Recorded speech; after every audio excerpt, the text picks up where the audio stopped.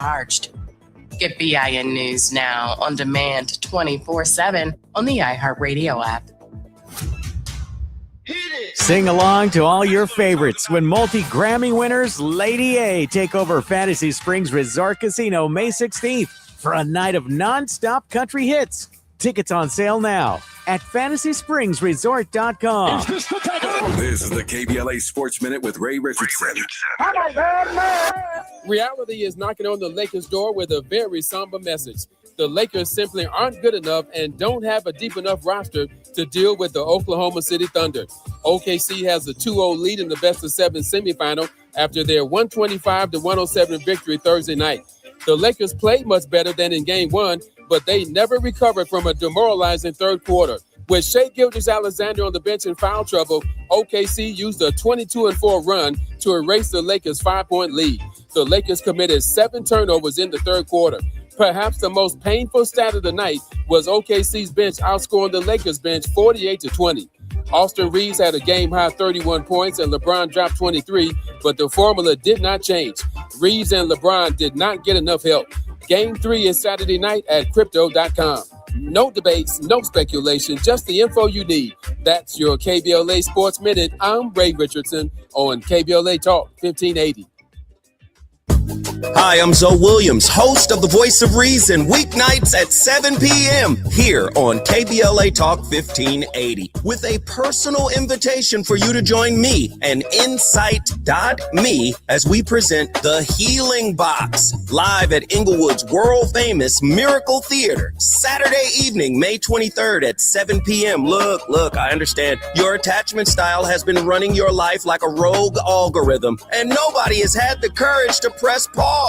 Until now, Dr. Pakoya McCall and yours truly are curating a night where clinicians, spiritualists, and an all-star panel of Black woman healers like Dr. Shalonda Sunshine Crawford, Dr. Jashana Johnson, and spiritualist Precious McGill will join some amazing spoken word artists and the legendary comedian Louis Dix to diagnose, disrupt, and heal your relational wreckage in real time. Listen, bring your trauma. As a matter of fact, bring your baby mama. No, bring your testimony. And if you're still texting your ex at 2 a.m., baby, you're not just invited, you're the target demo. Tickets are moving fast, so grab yours at themiracleinglewood.com before your dating history gets flagged as a pre-existing condition. That's themiracleinglewood.com. We'll see you there Saturday, May 23rd at 7 p.m.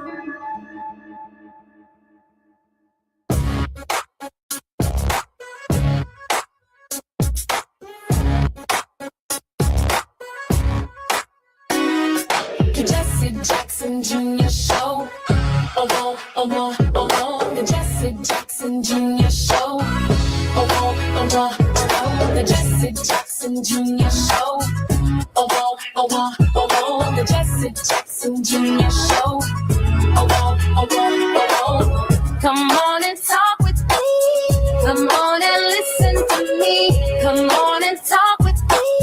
Come on and listen to me. KBLA Talk 1580. Download the app.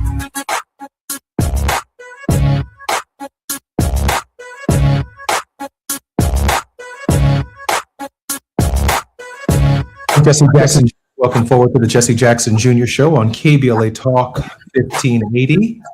Welcome to Saturday Fridays on the Jesse Jackson Jr. Show, where we round up the week, discuss some of the pertinent issues that have mattered to our listeners, but also to our country. We provide both stimulation, motivation, and education right here at KBLA Talk 1580. In this hour, we are honored that Jonathan Allen, an American political journalist and analyst, is our guest. He's been a senior political analyst and political reporter for NBC News Digital since 2017. Allen has also reported for Congressional Quarterly, The Hill, Politico, Bloomberg News, and Vox. Allen's partnership with fellow political correspondent Amy Parnes resulted in 2 best-selling books on Hillary Clinton And in 2008, he won the Everett Dirksen Award and Sandy Hume Award. Allen has also appeared as a commentator on political talk shows such as Hardball with Chris Matthews and Meet the Press. He served as a political operative for the Democratic Party and as head of community and content for Guidewire from January 2016. The service's closure in June of 2017. Allen has taught as an adjunct professor at Northwestern University. Jonathan, welcome forward to the Jesse Jackson Jr. Show. Congressman, good to be with you, and I haven't seen you recently, so please accept my condolences on the passing of your father, a legend throughout my lifetime, and someone who had such a meaningful impact on so many people across this country and around the world. Jonathan, I appreciate that. Dad had great respect for you. He believed you were a straight shooter. He understood that you had an obligation to honesty and to integrity, but I know that he enjoyed your friendship and your partnership, and he took you very, very seriously. So thank you very much for the kind remarks about my father. I'm very grateful for that. Jonathan, there's so much I want to talk with you about. I almost don't know where to start with. And as of course, we have a hard stop, a couple of breaks in our show, and one of them is at the 11 mark in the hour. Jonathan, just before we came online, I was asking you how you're doing, and you said there was a lot to process in Washington, D.C., and yet all of it can't make the newspaper, it can't make the magazines, it can't make digital, but you make a judgment about what you determine to be fact or fiction, and then you're an award-winning reporter. Help those of us who are out here who've never won an award for reporting, how you make the judgment or determination as to what your perspective the people need to know and what they need to hear. I think they might have gotten the wrong guy when they gave that award, but I keep it anyway. I think the way I approach things is that there's a lot of noise out there, and you have to figure out which of it matters. And then once you figured out which of the noise matters, which things you should largely ignore because they're not as important. Not that you don't, keep a bead on things, but you try to focus in on what you think are the most important stories, the things that are most helpful to do basic journalism. So I think of that as taking information from the smallest number of people, inside the halls of Washington, the White House, Congress, the administrative agencies. Find that small, that information that's with a small number of people and give it to a larger number of people, because I believe that helps our republic, helps our democracy thrive. And so you try to focus on the things that are going to matter most to people. And then once you're on a topic, you really try to talk to everybody that you can that's involved in that topic and make an assessment of,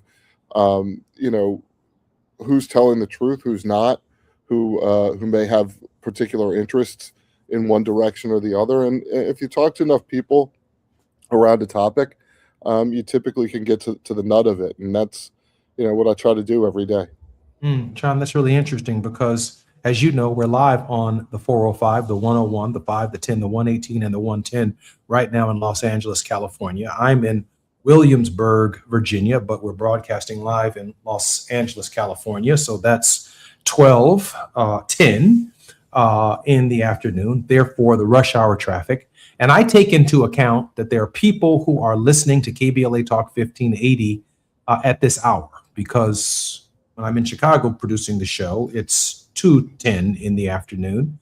And we've been discussing, for example, the Voting Rights Act of 1965, the Calais decision.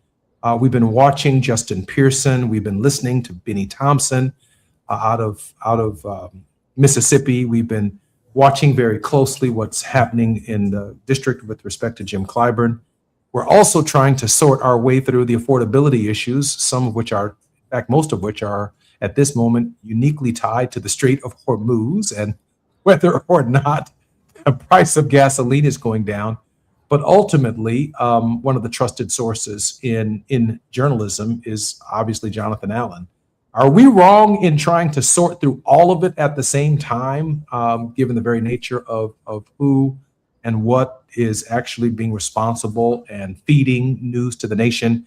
That question we're going to answer more substantively when we come forward on KBLA, and I'd like your insight on what's going on in Washington. I'm Jesse Jackson Jr., one of the nation's leading political reporters, if not the nation's leading political reporter for NBC News. None other than Jonathan Allen is our guest right here at KBLA Talk 1580. More when we come forward. It's afternoon drive time with Jesse Jackson Jr. Only on KBLA Talk 1580.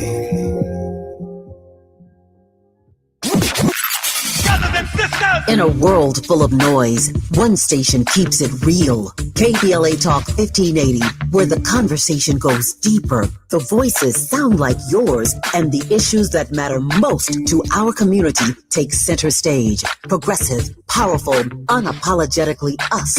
Whether you're driving through this city or tuning in from your home or office, join the public square. KBLA Talk 1580. Your home for talk that enlightens, encourages, and empowers. Listen live on our free KBLA 1580 app, on our website at KBLA1580.com, or on your radio dial at 1580 AM. Unapologetically progressive. Hi, I'm Zoe Williams, host of The Voice of Reason, weeknights at 7 p.m. here on KBLA Talk 1580, with a personal invitation for you to join me and Insight.me as we present The Healing Box, live at Inglewood's world-famous Miracle Theater, Saturday evening, May 23rd at 7 p.m. Look, I understand your attachment style has been running your life like a rogue algorithm, and nobody has had the courage to press pause. Until now, Dr. Bakoya McCall and yours truly are curating a night where clinicians, spiritualists, and an all-star panel of Black woman healers like Dr. Shalonda Sunshine Crawford, Dr. Jashana Johnson, and spiritualist Precious McGill will join some amazing spoken word artists and the legendary comedian Louis Dix to diagnose, disrupt, and heal your relational wreckage in real time. Listen, bring your trauma. As a matter of fact, bring your baby mama. No, bring your testimony. And if you're still texting your ex at 2 a.m., baby, you're not just invited, you're the target demo. Tickets are moving fast, so grab yours at themiracleinglewood.com before your dating history gets flagged as a pre-existing condition. That's themiracleinglewood.com. We'll see you there Saturday, May 23rd at 7 p.m.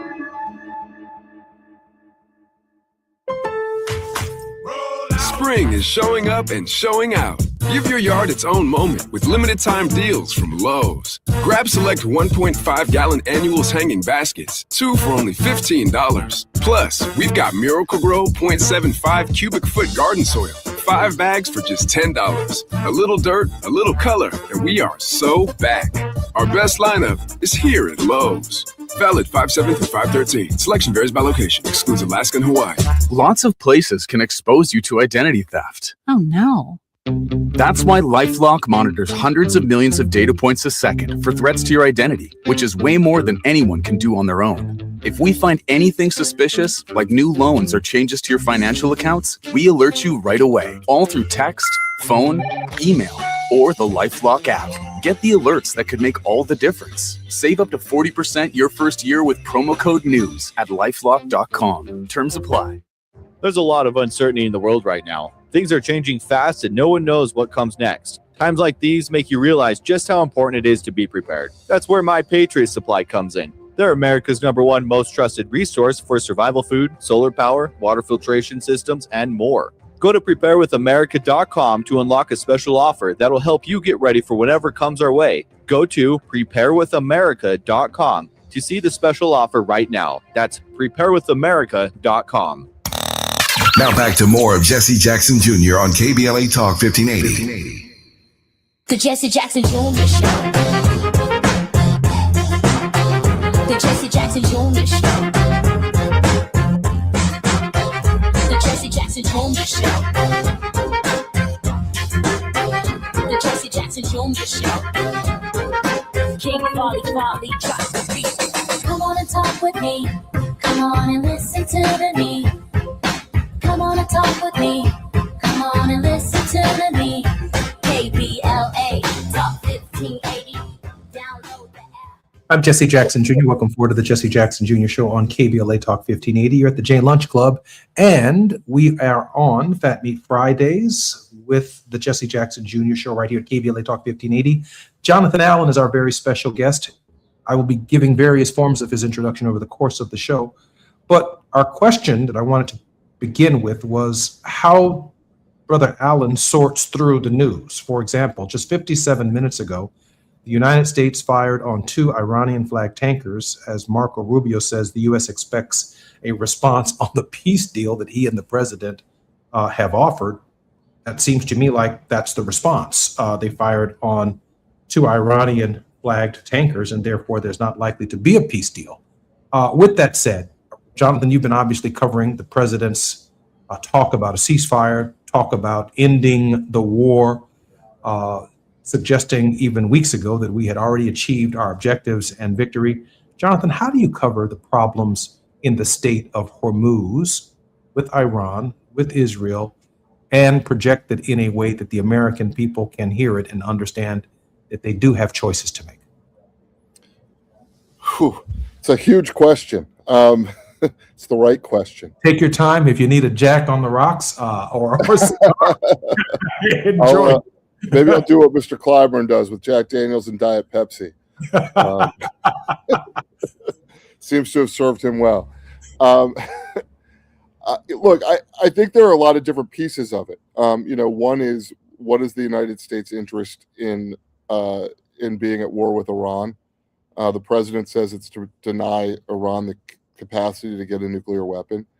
He tore up the deal that President Obama and several other nations created with Iran. It was called the JCPOA. I can't even remember what that stands for, but basically said Iran had to give up its nuclear ambitions for a certain number of years, and the U.S. then eased sanctions on Iran. President Trump tore that up. He said it was a bad deal.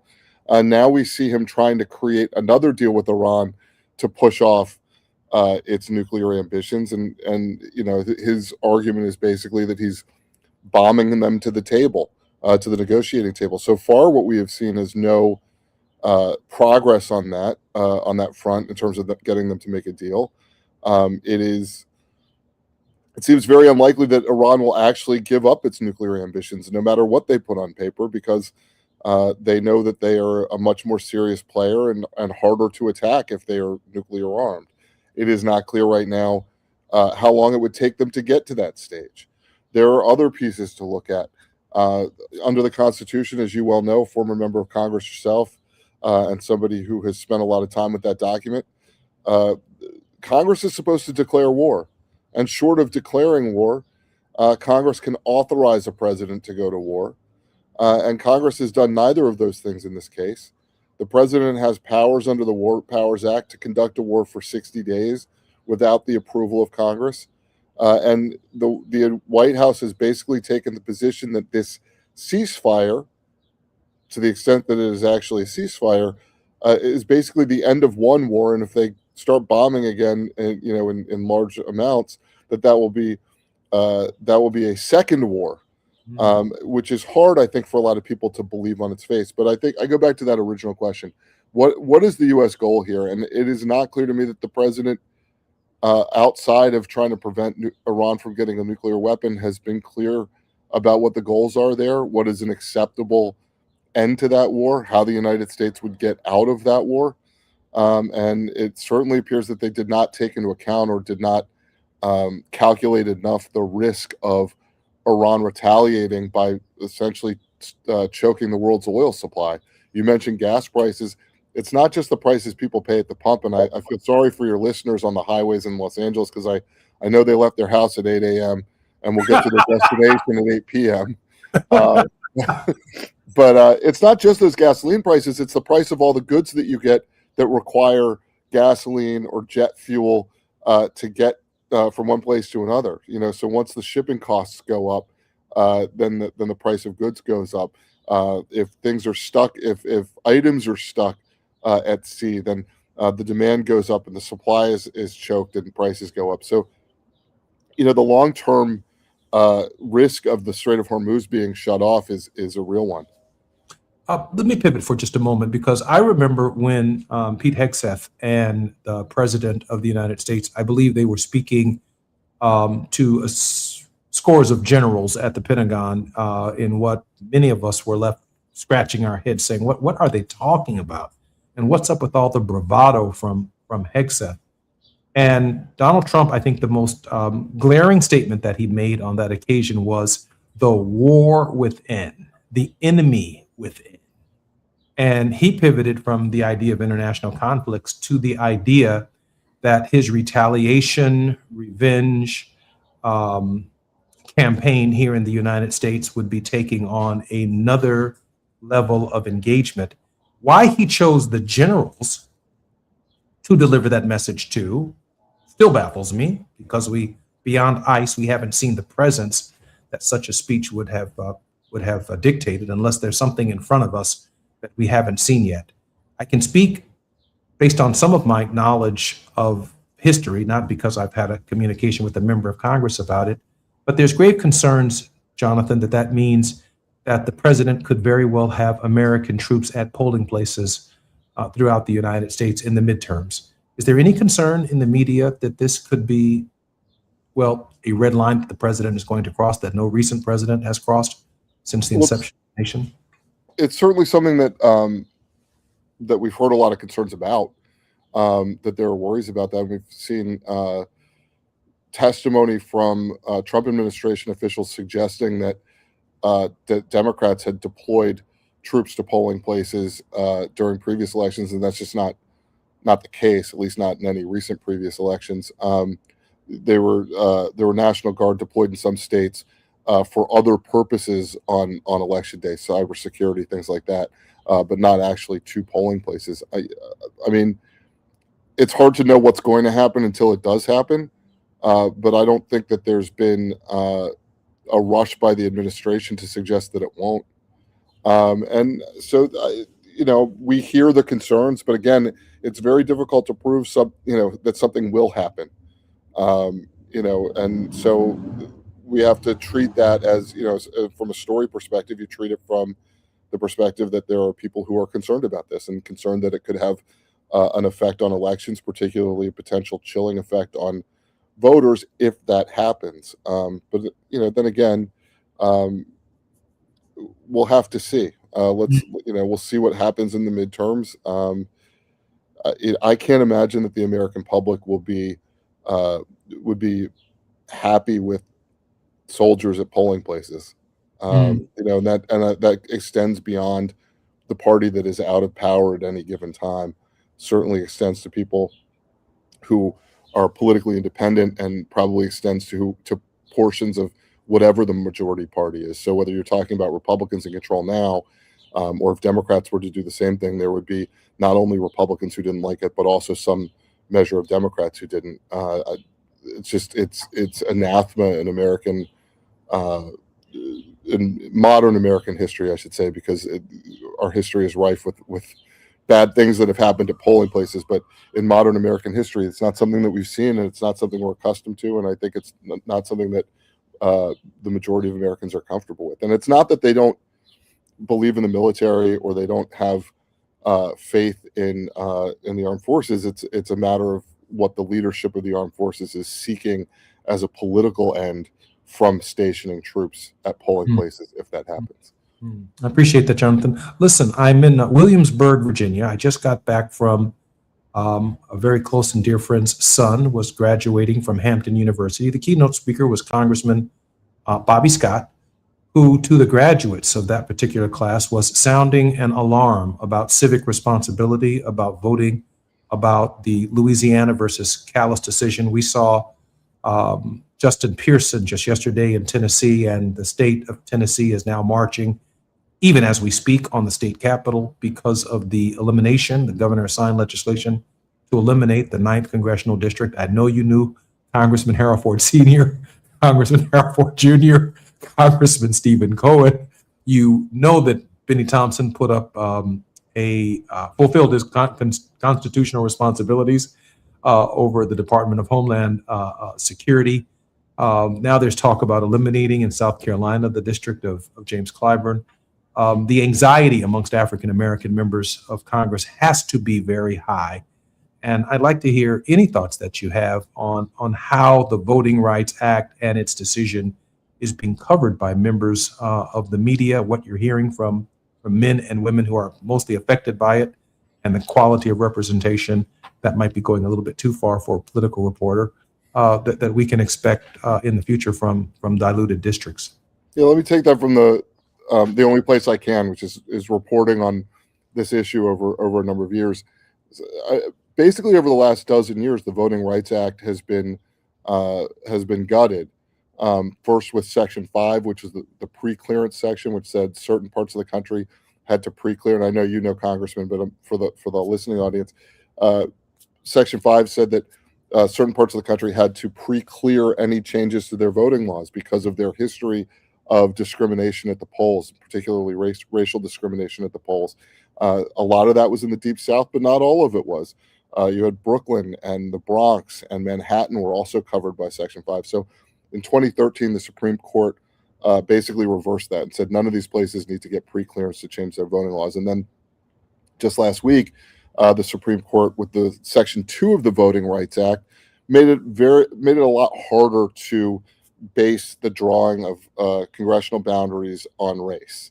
It's not impossible, but the bar is a lot higher. And what the result of that is going to be, we're already seeing that, is Republicans seeking to turn Democratic districts, specifically in the South, in Louisiana and Tennessee, you mentioned South Carolina potentially, take Democratic districts in southern states and make them Republican by taking supermajority black districts in terms of the constituency and breaking them up and moving out those constituencies of interest, splintering their power among the other districts. And it's interesting, in the 1990s round of redistricting, one of the ways that Newt Gingrich helped Republicans engineer take over the House was essentially a deal where they created a lot of supermajority black districts in the South. And that was interesting. Right? I remember that. There was a strange alliance between Newt Gingrich and the Black Caucus because we were getting greater representation under his scheme. That's right. You got a higher number of black members of Congress and a higher number of Republicans under the Newt Gingrich model. In the short term, what you're likely to see is fewer black members of Congress and more Republicans over a very short period of time. But you would think that over time, that unwinding what Newt Gingrich did would basically result in more white Democratic members of Congress, basically Democrats winning some of the districts where black voters are splintered, but absolutely fewer black members of Congress. And this would also affect the Hispanic community for majority minority Hispanic districts. We aren't going to see that yet, but that'll be the next frontier. And if you are looking for representation, and if you believe that representation matters and racial representation matters, then you've got to look at what happened over the last dozen or so years at the Supreme Court and say that that's not, it's not helpful for that representation. And to the point of Congressman Scott, who I've known for quite some time, elections have consequences. You can ask Ketanji Brown Jackson what the election of Joe Biden meant in terms of consequences, and you can ask Brett Kavanaugh and Amy Coney Barrett and Neil Gorsuch what the 2016 election of Donald Trump meant in terms of consequences of elections. I'm Jesse Jackson Jr. Jonathan Allen is an award-winning senior national political reporter, senior political reporter for NBC News from 2017 to the present. He's our guest this hour on the Jesse Jackson Jr. Show. More on KBLA Talk 1580 when we come forward. It's afternoon drive time with Jesse Jackson Jr. Only on KBLA Talk 1580.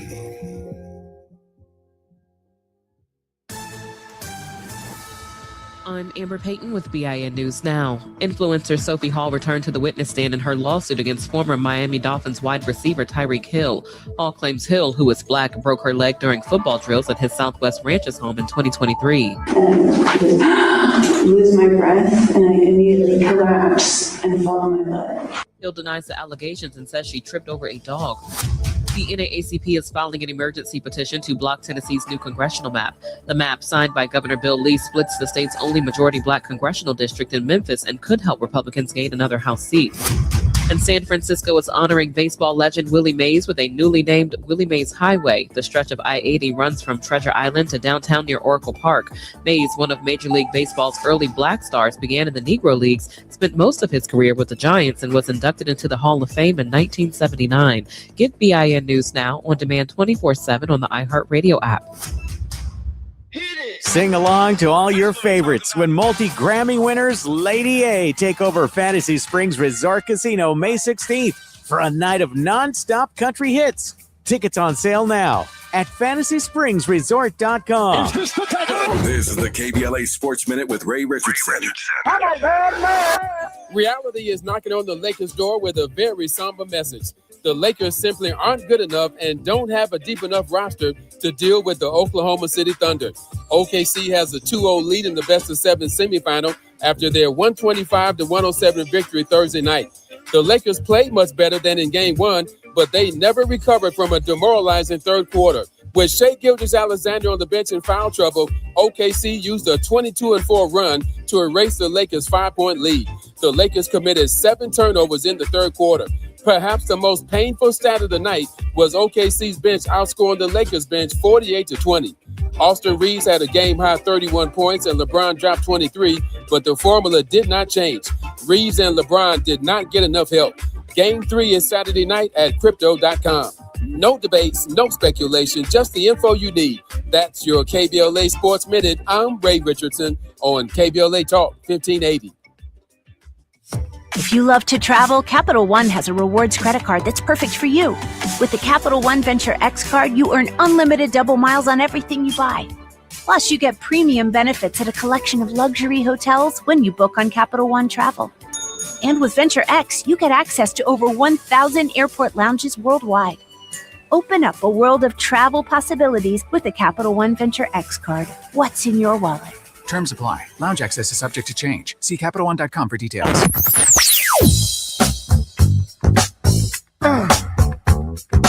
This is KBLA Talk 1580. Talk radio. That's music to your ears. We're unapologetically progressive. KBLA Talk 1580.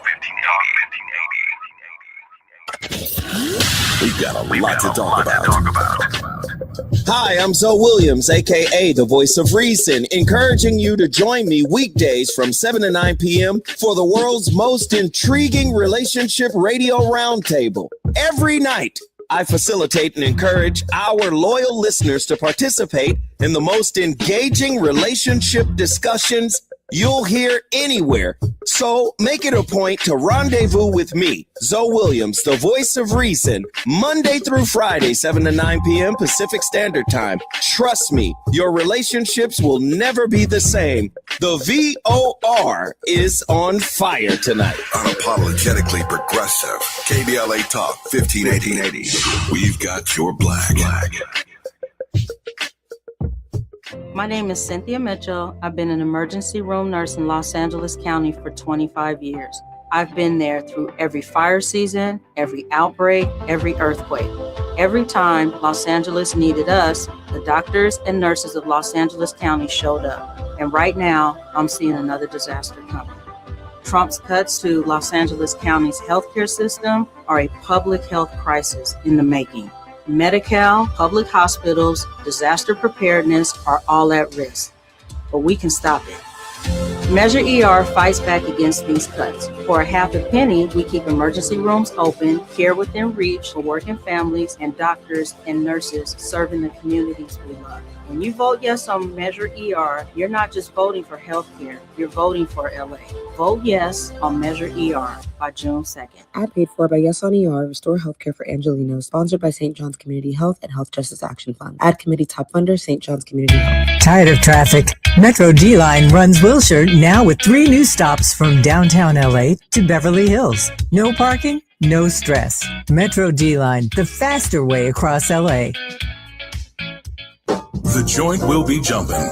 Ebony Repertory Theater, in association with Big Street Films, brings you one of the most beloved musicals of all time. Tony Award winner, Ain't Misbehavin'. The soulful, swinging celebration of the music of Fats Waller. From the rollicking to the romantic, this show is pure magic, full of the songs that defined an era and the voices that'll make you forget everything else for a night. Foot stomping, heart stirring, unforgettable. Don't miss Ain't Misbehavin' at the Nate Holden Performing Arts Center, starring Lettucey, directed by Ren T. Brown. This is the night out you've been waiting for. Tickets are going fast, so don't wait. Grab yours now at ebonyrep.org or call the box office today at 323-964-9766. Ebony Repertory Theater, bringing the culture, keeping the legacy alive. Ain't Misbehavin' runs May 21st through June 8th at the Nate Holden Performing Arts Center. Get your tickets now.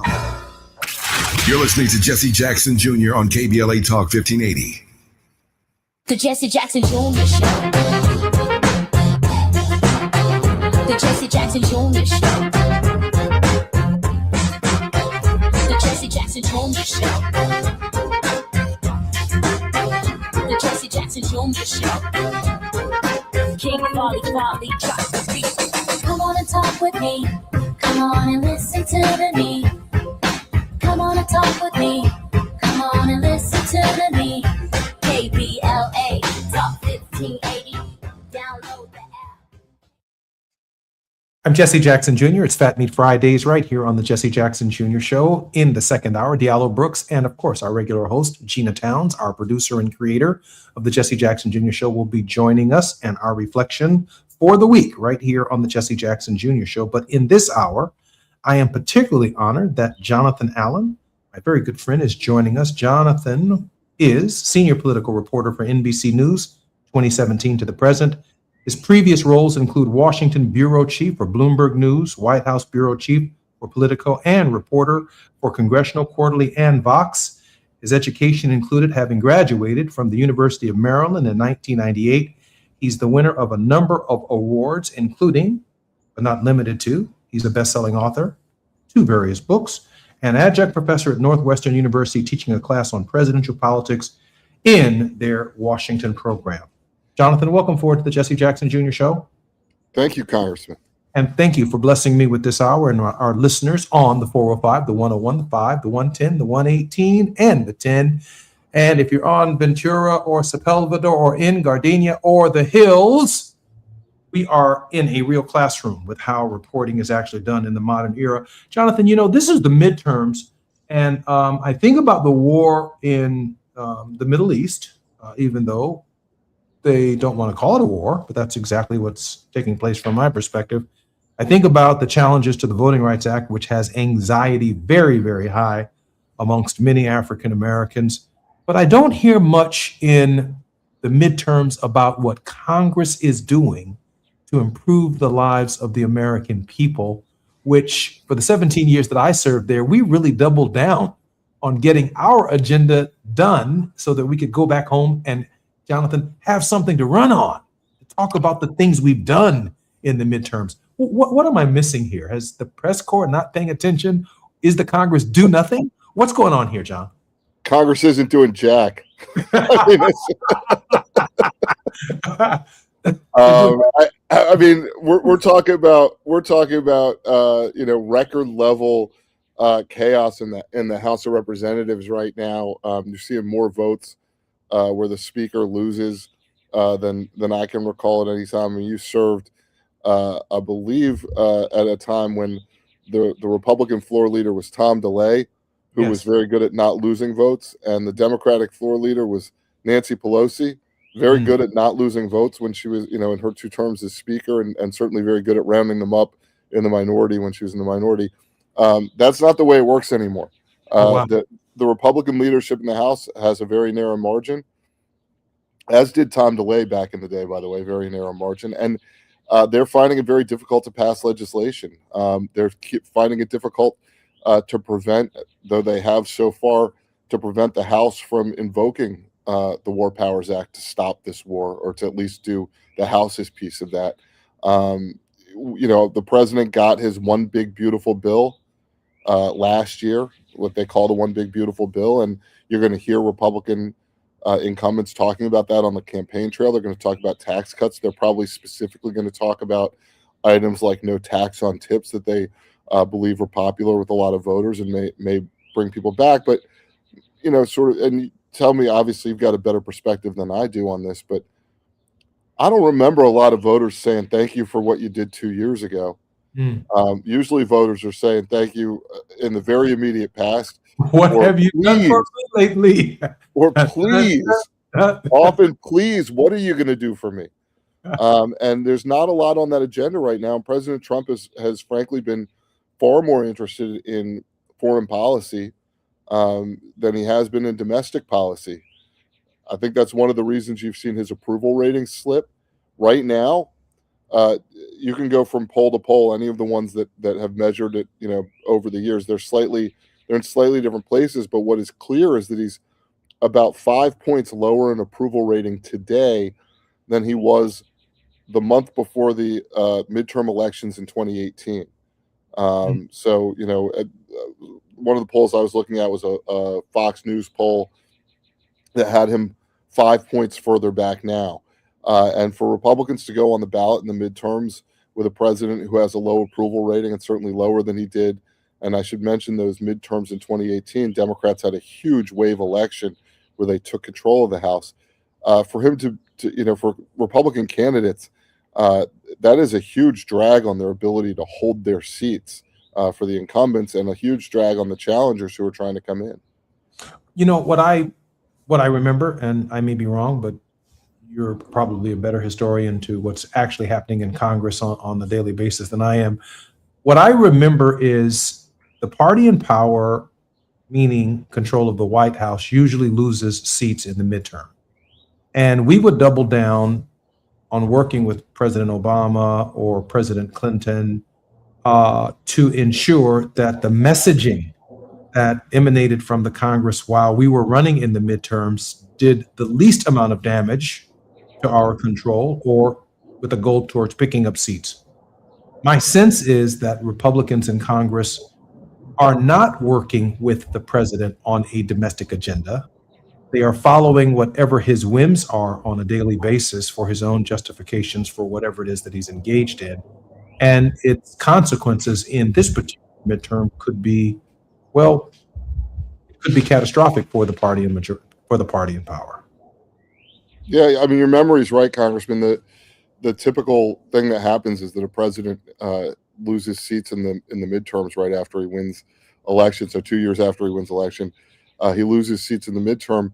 I think, to your point, this may be exacerbated by Trump because he has such tight control, and because he has such a penchant for retribution against anyone who crosses him. We saw this with Indiana state legislators last week, where the Indiana state legislature decided not to do redistricting, and the White House political folks and the Trump allies outside spent a lot of time, energy, and money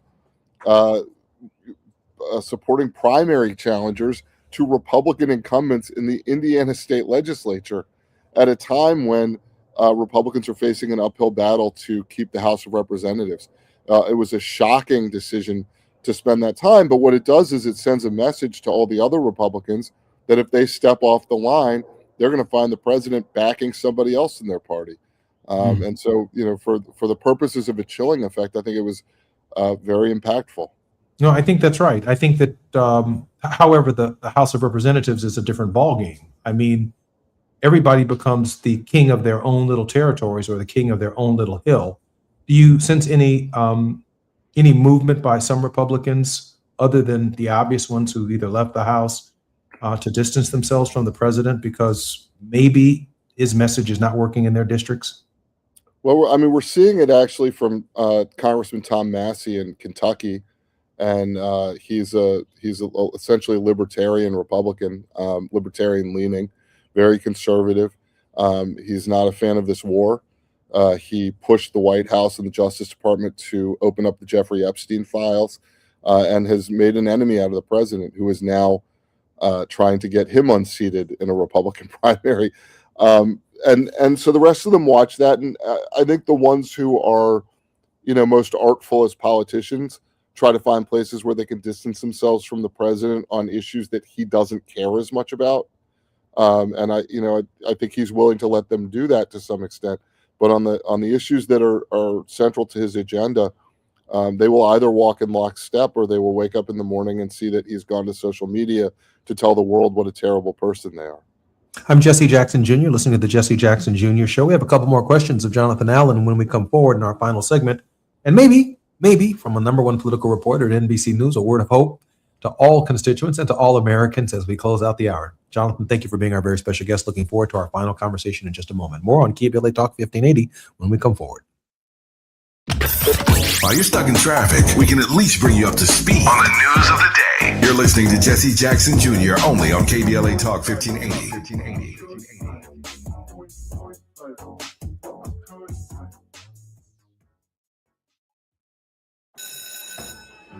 Let's be real. For too long, too many of our students have sat in overcrowded classrooms in underfunded public schools. But as head of the San Diego School Board, Richard Barrera changed that.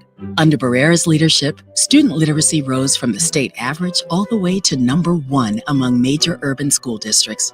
Barrera led the way for smaller classrooms and for teachers to be paid what they're worth. Barrera funded more counselors and mental health services, and community schools that teach real-world skills for future jobs. A community organizer who became an education leader to fight for our kids.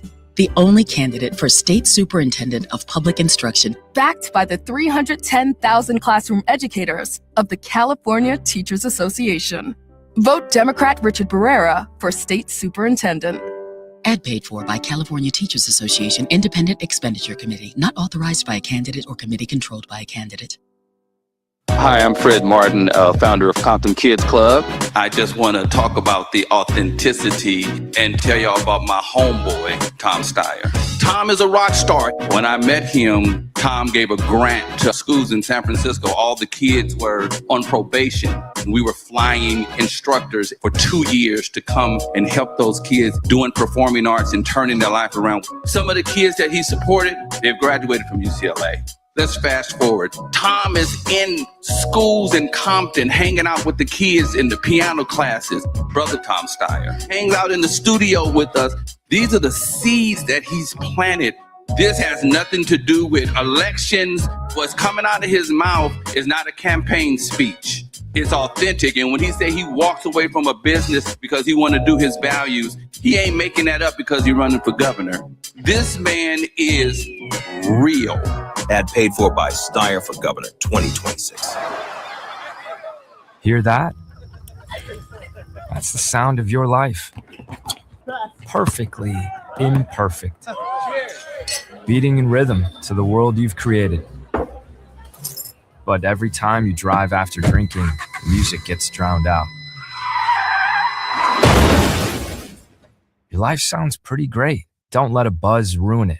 Buzz driving is drunk driving. Don't drive buzzed. A message from NHTSA and the Ad Council. KBLA Talk 1580. We've got a lot to talk about. KBLA Talk 1580, connecting you with services and solutions. These are hard times for housing in America. Too many in our community face barriers to safe housing, behavioral health care, and affirming spaces for healing, particularly those impacted by poverty and stigma or incarceration. Rooted in South LA, Ahmad supports impacted communities through housing, wellness, and leadership development. Ahmad provides culturally responsive, peer-led support from transitional housing and mental health services to leadership development and youth empowerment. They offer safe, affirming houses for youth, transgender women, and formerly incarcerated individuals. Therapy and peer support with a focus on healing trauma in Black communities. HIV prevention and care, free testing, education, and wraparound services for whole person wellness. Standing in the gap with health, housing, and hope. Reach out to Ahmad Institute Institute at 323-569-1610. That's 323-569-1610. Or visit amaad.org. This is a community call to action from KBLA Talk 1580. Knock, knock, Capital One Bank guy. Wow, Charles Barkley? I just moved into the neighborhood. Can I borrow some Wi-Fi? Sure, Chuck.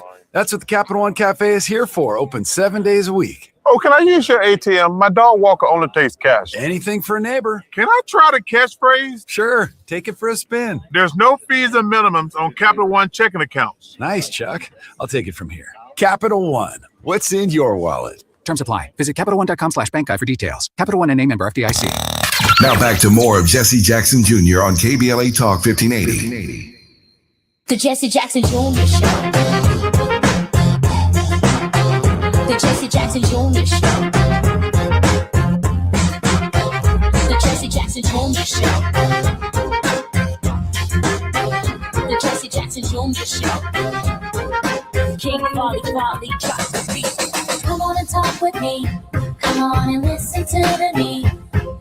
Come on and talk with me. Come on and listen to me.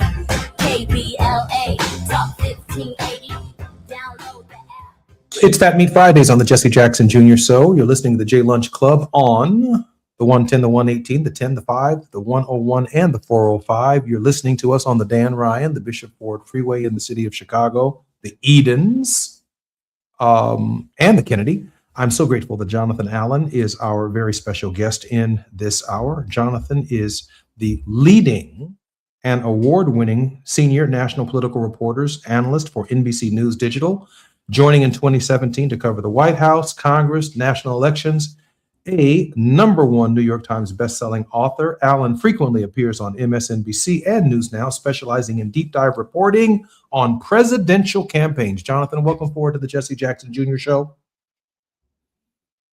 I think you're muted, Jonathan. Glad to be forward.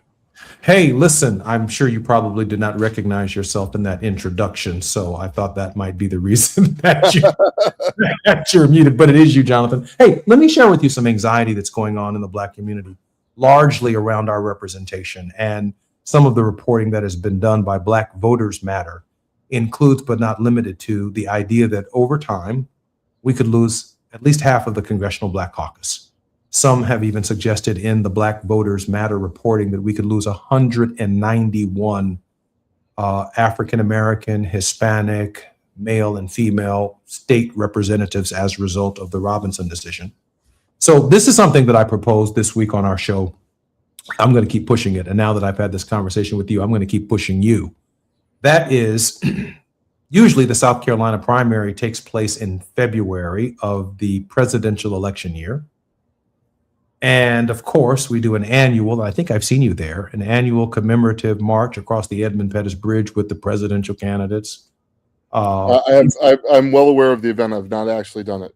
Oh, I thought you did. Okay, with John Lewis and others who marched across the Edmund Pettus Bridge. It's the commemoration of Selma to Montgomery. But I'm trying to advance in the civil rights community. This year is unlike any others.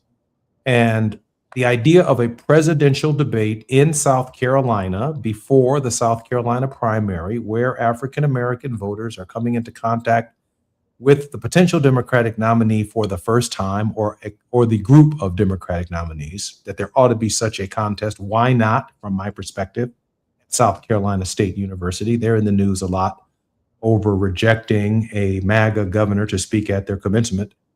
And then the Selma to Montgomery campaign, which, as you know, as a result of the death of Jimmy Lee Jackson and the service of John Lewis, Martin Luther King Jr., and others, led to the Voting Rights Act of 1965. It culminated in Montgomery.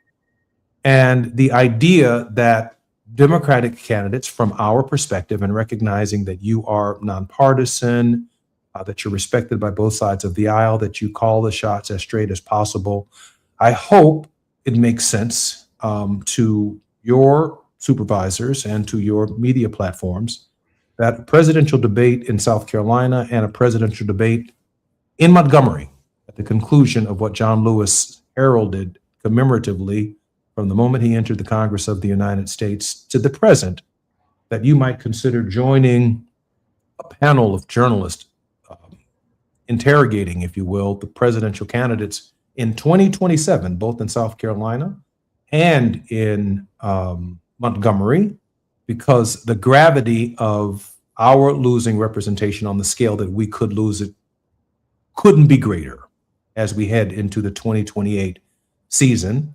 And given that you are objective and respected for your objectivity, I'm going to throw out there the idea that I would love to see Jonathan Allen and the platforms that he is on give some consideration to the advanced planning for such an event. What do you think about that, Jonathan? I'm not a decision maker in terms of where the broadcast media choose to locate things, but I'm happy to pass along the suggestion, and I think I understand the meaning of it, so I can pass it on with the context around it that you've provided now, and sort of my own thoughts. But again, I'm not a decision maker. I do think that we have seen debates before in South Carolina, particularly in the 2020 Democratic primary debate in South Carolina. I think it was a big moment for Joe Biden in winning that primary. And he made that promise to, I mentioned Ketanji Brown Jackson, Justice Jackson, earlier. He made a promise that he was going to nominate a black woman to the Supreme Court in that debate. And it was something that Congressman Clyburn had pushed him to do behind the scenes, demanded really that the president do. And I don't think if South Carolina had not had its place on the primary calendar, or had Congressman Clyburn not done that, had black voters in South Carolina in particular not been such a big force in determining Democratic nominees, that you wouldn't have had a presidential candidate make that commitment, or even necessarily have thought that was an important thing for them to do. So you can see, whether you're a fan of that kind of politics or you dislike that kind of politics, you can see the effect of it. In order to win a Democratic primary, for the last, for basically my whole lifetime. Since Jesse Jackson changed those rules and brought the South Carolina primary forward. That's right. And the Democratic nominees of the recent past, Barack Obama, Hillary Clinton, Joe Biden, have been able to unify black voters in South Carolina behind their campaigns. And as a result of doing well in South Carolina and among those black voters have unified black voters across the country for their campaigns. And so South Carolina has had a special place in determining the Democratic nominees. And like I said, I don't think Ketanji Brown Jackson is a Supreme Court justice today, if not for those factors. Jonathan, I'm pushing for you to be a very integral part of the idea of these two primary debates, and I'm going to spread that amongst everyone that I know. That's not going anywhere. Jonathan, very, very quickly, we've got about a minute and 45 seconds before we close. Imagine for a moment that as a senior journalist that you are the commencement speaker at one of the nation's leading journalism schools with the attacks on the First Amendment. What do you tell the graduating class? Keep reporting. Our job is to find important stuff out that nobody knows and tell them.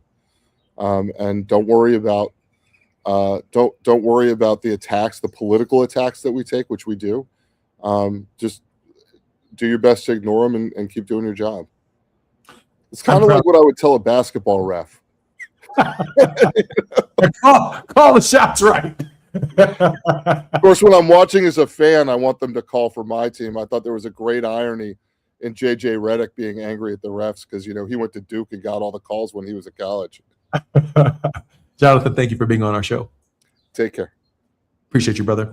Jonathan Allen has been our very special guest on the Jesse Jackson Jr. Show. One of the most credible reporters in Washington, D.C. from my perspective. He's always called it honest. He's always called it fair. And even in my own cases, he told the truth. And it is what it is. I can live with that and still call him my friend. I'm Jesse Jackson Jr. Listening to the Jesse Jackson Jr. Show on KBLA Talk 1580. More when we come forward on Fat Meat Fridays with Gina Towns and Diallo Brooks right here on KBLA Talk 1580. KBLA 1580 Santa Monica. I'm Amber Payton with BIN News Now. Influencer Sophie Hall returned to the witness stand in her lawsuit against former Miami Dolphins wide receiver Tyreek Hill. Hall claims Hill, who is black, broke her leg during football drills at his Southwest Ranches home in 2023. Lose my breath and I immediately collapse and fall on my butt. Hill denies the allegations and says she tripped over a dog. The NAACP is filing an emergency petition to block Tennessee's new congressional map. The map, signed by Governor Bill Lee, splits the state's only majority black congressional district in Memphis and could help Republicans gain another House seat. And San Francisco is honoring baseball legend Willie Mays with a newly named Willie Mays Highway. The stretch of I-80 runs from Treasure Island to downtown near Oracle Park. Mays, one of Major League Baseball's early black stars, began in the Negro Leagues, spent most of his career with the Giants, and was inducted into the Hall of Fame in 1979. Get BIN News Now on demand 24/7 on the iHeartRadio app. This is the KBLA Sports Minute with Ray Richardson. Reality is knocking on the Lakers' door with a very somber message. The Lakers simply aren't good enough and don't have a deep enough roster to deal with the Oklahoma City Thunder. OKC has a 2-0 lead in the best-of-7 semifinal after their 125-107 victory Thursday night. The Lakers played much better than in Game 1, but they never recovered from a demoralizing third quarter. With Shai Gilgeous-Alexander on the bench in foul trouble, OKC used a 22-4 run to erase the Lakers' 5-point lead. The Lakers committed 7 turnovers in the third quarter. Perhaps the most painful stat of the night was OKC's bench outscoring the Lakers bench 48-20. Austin Reeves had a game-high 31 points and LeBron dropped 23, but the formula did not change. Reeves and LeBron did not get enough help. Game 3 is Saturday night at Crypto.com. No debates, no speculation, just the info you need. That's your KBLA Sports Minute. I'm Ray Richardson on KBLA Talk 1580. You have something to say, and we want to hear it. KBLA Talk 1580 is engagement radio, not outrage radio. A place where your hopes, your frustrations, and your ideas are welcome 24 hours a day, 7 days a week. Real talk, real people, real Los Angeles. KBLA Talk 1580, the station that sounds like the city looks. Tune in on your AM radio dial at 1580. Download our free KBLA 1580 app or listen live on our website at KBLA1580.com. Unapologetically progressive.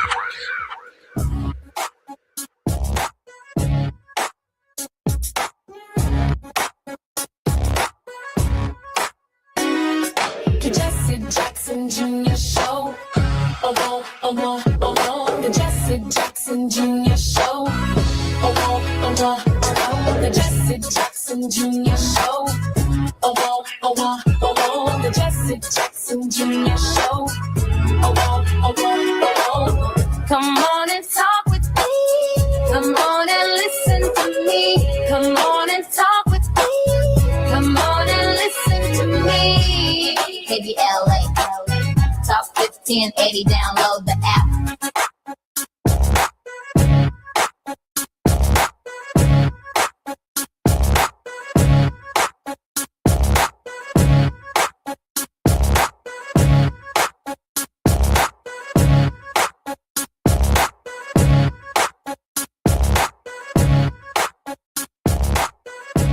I'm Jesse Jackson Jr. Welcome forward to the Jesse Jackson Jr. Show. It's Fat Meat Fridays, and Fat Meat is always greasy on the Jesse Jackson Jr. Show. Our creator and contributor, Gina Towns, is with me here in this hour. We do have a special guest, a regular contributor who'll be joining us momentarily.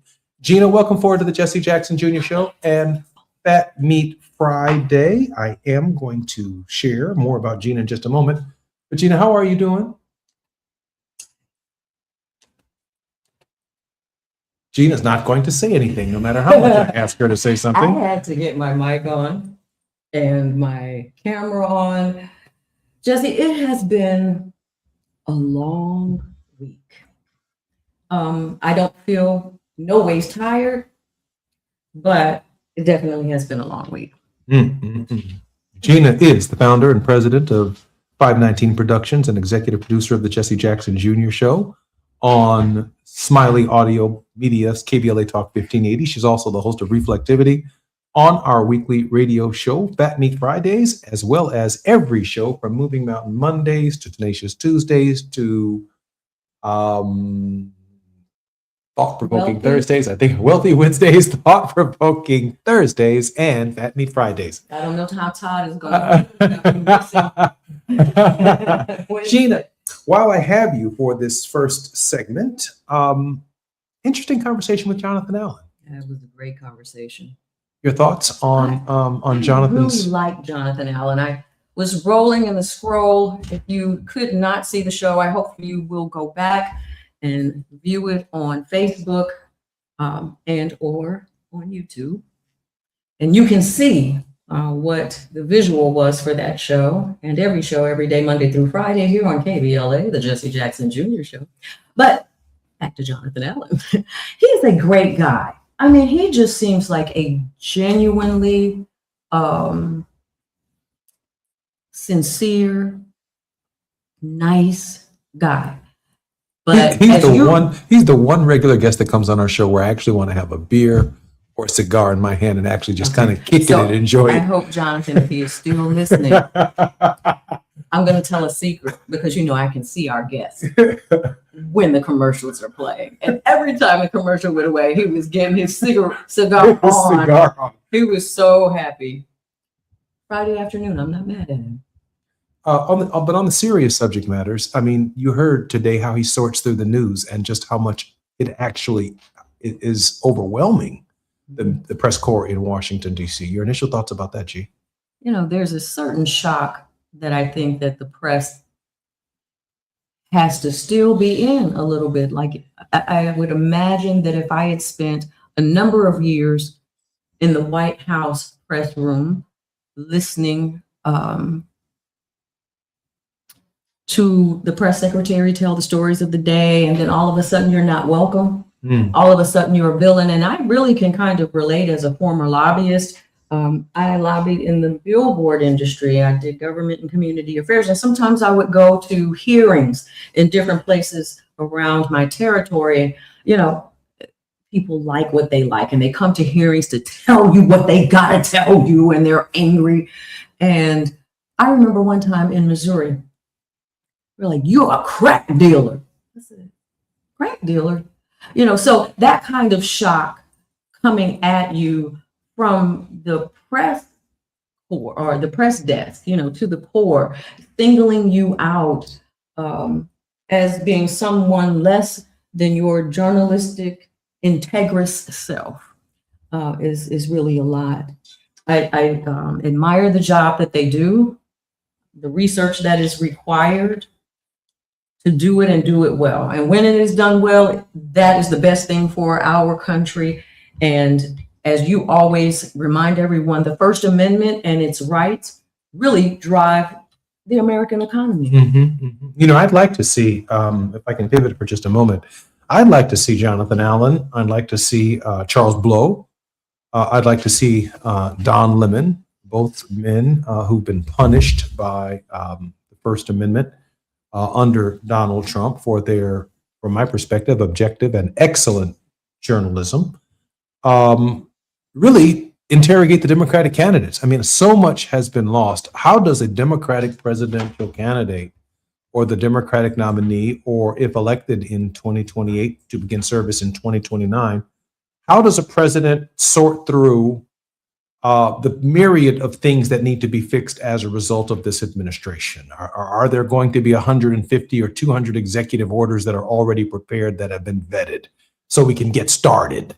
Are we going to see the John Lewis Act move as quickly as possible in the first couple of weeks as part of the president's agenda? Are we going to restore the SNAP benefits program and expand the Affordable Care Act to include vision, dental, and hearing, which is certainly the fastest and best way to make the program even more popular? Will there be a cut in the military budget in order to pay for the dreams that we have as a nation? A significant reduction from what Donald Trump has done by offering a budget of $1.5 trillion that, for whatever reason, continues to grow every year to the exclusion of these programs. G, it seems to me we ought to have that conversation in South Carolina and in Montgomery. Absolutely. I think that people are just going to have to stand up. And what I really wish is that those people who may have a different ideological perspective than what you and I may have, or the next person, if we could just still consider each other as neighbors, and that we would still listen to each other. Because what I thought about while you were talking is the journalistic threat that the Congress feels as well. You wake up one morning and somebody's running against you, or you are a bad guy in the press because the president has said this about you, or as a journalist, it's the same thing. It's the same kind of oath that journalists take, that medical doctors take, in the oath to uphold the truth and report it to the people, and to be a neutral voice and just telling the facts. And I think we are really in danger there too. I'm Jesse Jackson Jr., listening to the Jesse Jackson Jr. Show. It's Fat Me Fridays. We're with our creator, Reflectivity, with Gina Towns. More when we come forward on KBLA Talk 1580 in just a moment. It's afternoon drive time with Jesse Jackson Jr. Only on KBLA Talk 1580.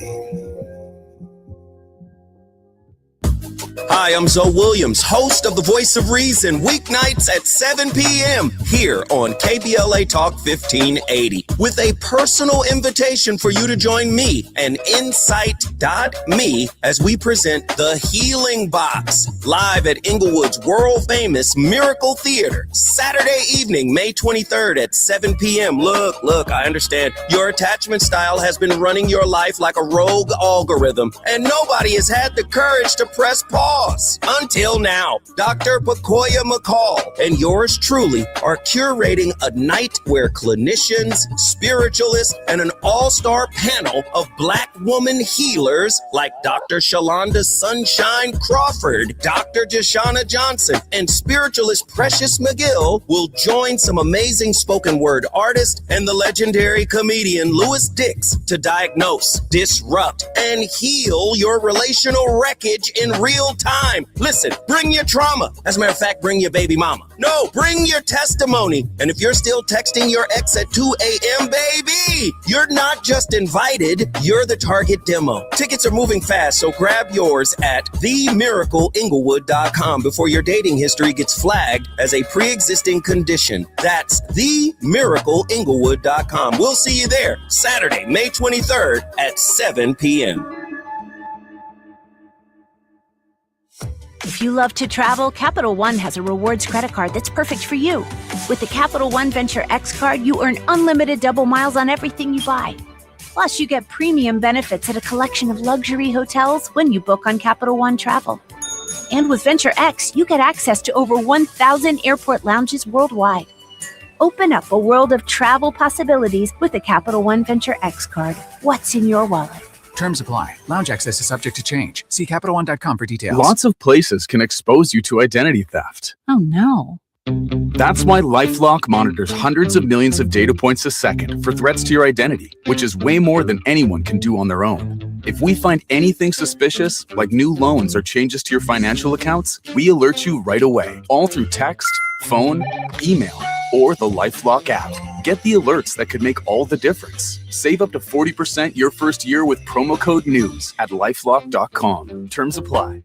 There's a lot of uncertainty in the world right now. Things are changing fast and no one knows what comes next. Times like these make you realize just how important it is to be prepared. That's where My Patriot Supply comes in. They're America's #1 most trusted resource for survival food, solar power, water filtration systems, and more. Go to preparewithamerica.com to unlock a special offer that'll help you get ready for whatever comes our way. Go to preparewithamerica.com to see the special offer right now. That's preparewithamerica.com. Now back to more of Jesse Jackson Jr. on KBLA Talk 1580.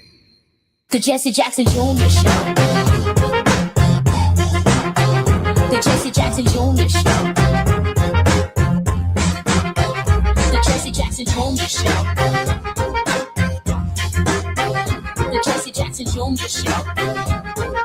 King Wally drops the beat. Come on and talk with me. Come on and listen to me. Come on and talk with me. Come on and listen to me. KBLA Talk 1580. Download the app.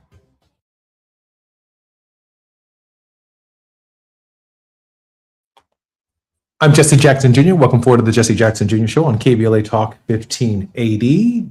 We are at Fat Meat Fridays. This is the J Lunch Club. And if you're traveling on any highway in the city of Chicago, in the city of Los Angeles, you know we're right here on Fridays from 12 to 2 p.m. PST, 2 to 4 p.m.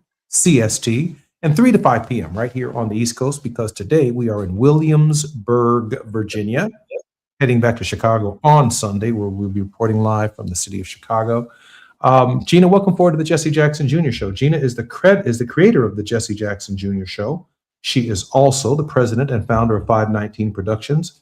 She co-produced an Emmy Award and nominated documentary, Hampton University, One of the Wonders of the World. And as a songwriter, co-producer, and performer, her hit single, Yes, hit number 26 with a bullet on the Billboard chart. But today she's just a very proud mother because she attended the graduation of Hampton University. And tell us more, G. So, if you don't mind, Jesse, I'd like to introduce Diallo because I do want to talk about that just a little bit more. Well, how about your son's graduation first? I'm going to talk about it because you know what? What? Congressman Robert R.C. Bobby Scott brought the noise at that graduation, and I want to talk about it, but I want Diallo to join us. Hi, Diallo. Welcome forward to the Jesse Jackson Jr. Show. Thanks for having me as always. Oh, you know you're always welcome to be here. Diallo, Brooks is, with over 25 years of experience in social justice and civil rights, has been a pivotal figure in promoting policies that foster safe, healthy, and thriving communities. He currently serves as the founder and CEO of Civic Vision Strategies, a strategic consulting firm empowering organizations through transformative leadership development and community engagement strategies. More on Diallo's biography over the course of our show. Diallo, again, welcome forward to the Jesse Jackson Jr. Show and Fat Meat Fridays with Gina Towns. Gina, Diallo's all out. Okay, the first thing I need to do is listen to this clip. Congressman Scott gave a word, as I knew that he would. Pass, can you roll Congressman Scott? And while we wait for Taz to roll Congressman Scott, which will be coming to us momentarily, it was powerful because I can only imagine that dozens of African-American members of Congress and state legislators are traveling all around the country at this hour, delivering commencement addresses. I'm traveling back to Chicago on Sunday, where I'll be speaking at a commencement address on Wednesday as well. And we are going to be hovering around what it means for Second Reconstruction essentially to come to an end and the advent of a Jim Crow 2.0. Taz, are we ready? Okay, Gina? Got it, so. Diallo? Hey. Robinson versus Slay. The decision has been devastating to the idea of African-American representation. Your initial thoughts, Diallo? Well, it's a very devastating decision, and I've actually had conversations with folks in places around the country about this. This decision it was actually not really funny, but ironic that I was doing a radio show in Florida the day before the decision, talking about Florida's efforts to dive into the redistricting fight as well. Changing and eliminating predominantly Black districts in the state of Florida. And we're seeing that happen all over the country. But this is also a consequence of voting. You know, we always talk about voting and why votes matter, why elections matter. This is another example. The president appoints, the Senate confirms Supreme Court justices. And when we don't participate at the numbers that we need to participate, and we allow the opposition to control the narrative in spaces that have lasting impact on our lives. And so, you know, the only thing we can do now is really organize, push back where we can, you know, take action like some states like Virginia have to really change the direction that we're going in and to protect our democracy. Gina? Absolutely. You know I want to play this clip. I've got it. I'm just going to play it right here, if you don't mind. Go right ahead, Gina. Okay. Diallo, check this out. all of you in the audience, nonprofits, startups, small businesses, and large corporations. But regardless of what comes next, our nation needs you to stay strong and stay involved. Being active in the citizens means more than just voting. It means following the news, attending city council and town hall meetings, contacting your elected officials, even running for office yourself. Only works if we stay informed and stay engaged. It requires constant participation and influence. And we may not be able to fix everything overnight, but we won't fix anything if we give up. Let's look at how we improved and expanded healthcare. We've been working on that for decades. And after World War II, President Truman proposed a comprehensive national healthcare plan, but he was not successful. 2 decades later, we're able to enact Medicare for seniors and Medicaid for low-income Americans, but obviously there was still You know, I can stop it right there. I think you got the gist that Bobby Scott did not give a fluffy speech to students who are 22, 21, 23 years old. He came to say, here is the world that you're graduating into. And there's no need to cry about the spilled milk. There's a lot you don't know, but here's history. And you need to go and find out more about this history. And here's what you need to do. You need to become engaged immediately, no matter what your career is, no matter what you've majored in here at Hampton. As you step off this campus, you now have a responsibility. And I knew he was going to do it. And it was the message that needed to be delivered. And I really wish that message could be delivered at every school, whether it's an HBCU or whether it is a majority institution where there are a lot of Black kids, Hispanic kids, and Asian children. Because I thought about the fact, and they're not children, I'm sorry, but, you know, this affects a lot of people across the board, and you may not see it immediately for other communities, but you're going to see it. Gina, let me just add this. Diallo, unlike any other graduating class since the founding of historically Black colleges and university, most of which came at the end of First Reconstruction and just before the beginning of Jim Crow. And a shout out, by the way, to all of the presidents of historically Black colleges and universities who have labored to deliver graduating class after graduating class that have largely expanded the Black middle class, especially Dr. William Harvey at Hampton University, one of my father's close and dear friends.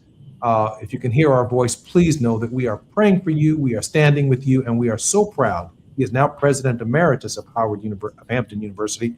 But I want to be clear here, Diallo, for this graduating class, consistent with what Gina has said, this was a commencement and a commencement address unlike any other. Diallo Brooks. Oh, definitely.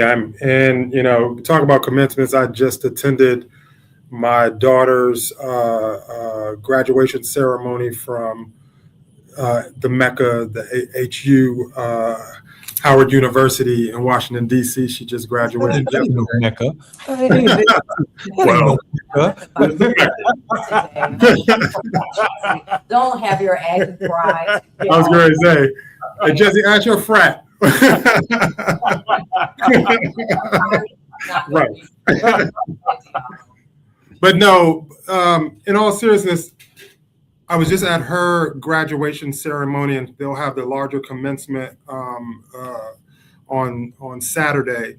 But the keynote speakers, and actually even the student speakers that were a part of that occasion, elevated the point that this is extraordinary times, and it's going to take extraordinary effort by everyone to step in the gap. It's unfortunate. It's sad that our young people have to be leaders in this moment of such turmoil, but I think they are built for it. I think they have gotten the tools from these institutions to do the work. And I think those of us that are their parents and their family and their friends and support systems that have been long in this fight will continue to be a part of this and help push forward with them as we create the world we want to see.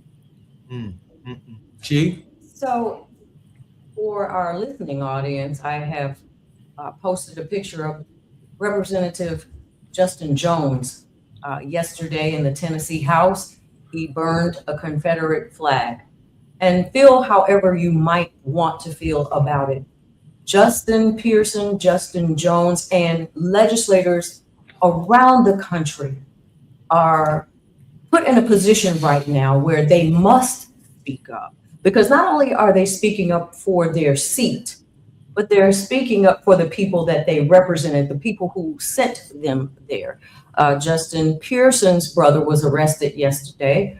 And what I found so fascinating, the next picture that you will see is the Tennessee Republicans laugh at protesters as they gerrymander maps. And if you can just see this, I mean, there's a certain level of lack of compassion, lack of empathy, lack of humanity, and an inability to work with one another and to sit up and laugh about people losing their representation, because I don't care how hard you try. I don't know what it is to be a white woman, and there's no white woman that knows what it is for me to be a Black woman. And so we need each other. We need to hear each other's stories. We need to have people who stand on the floor and talk about why things that they are important. They need to be able to hear what is said behind the closed door so that we can live in communities and continue the progress that was made from the 13th, 14th, and 15th Amendments, the Civil Rights Act of 1964, and the Voting Rights of 1965. We're long overdue for some more process. I agree with that, Chief. I want to add that when we think about the term gerrymander, and we think about drawing these districts and drawing these lines, Diallo, we have to take into account that America has had a history of racial segregation, that Jim Crow divided water fountains, it divided schools, it divided churches, it divided every facet of American life, and Black people ended up living on some side of town somewhere because white folks didn't want to live with us. We played golf somewhere where white folks didn't want to play golf. We went to movie theaters somewhere where white folks didn't want to come to our movie theaters. So our movie theaters, our golf courses, our housing, our schools ended up in certain communities without representation. Until the lines were drawn in such a way as to give us representation so that we can fight for what? Equality amongst our schools or amongst our hospitals or amongst our streets and our roads. I'm thinking in this moment that while white legislators in Springfield, in Tennessee are laughing at the idea of gerrymander, the great tragedy is they are laughing at what they've allowed to happen and what their ancestors allowed to happen, forcing our system to be even more separate and unequal. Diallo? Yeah, I mean, you've hit the nail on the head, but the question I would ask is, do they care? Right? They're about shepherding power. This is a reminder to us all that this is about power. And until we organize in a way, until we fight in a way, until we push in a way where we align those that are righteous minded together across ethnicities, we're going to be in this fight for a long time. You're on the 405, the 101, the 5, the 118, the 10, or the 110. What's happening right now is it's 73 degrees right outside of your car window. You're riding with the Jesse Jackson Jr. Show and Fat Meat Fridays, our regular contributor and creator, Gina Towns, as well as Diallo Brooks. More on KBLA Talk 1580 with Diallo when we come forward on KBLA Talk 1580.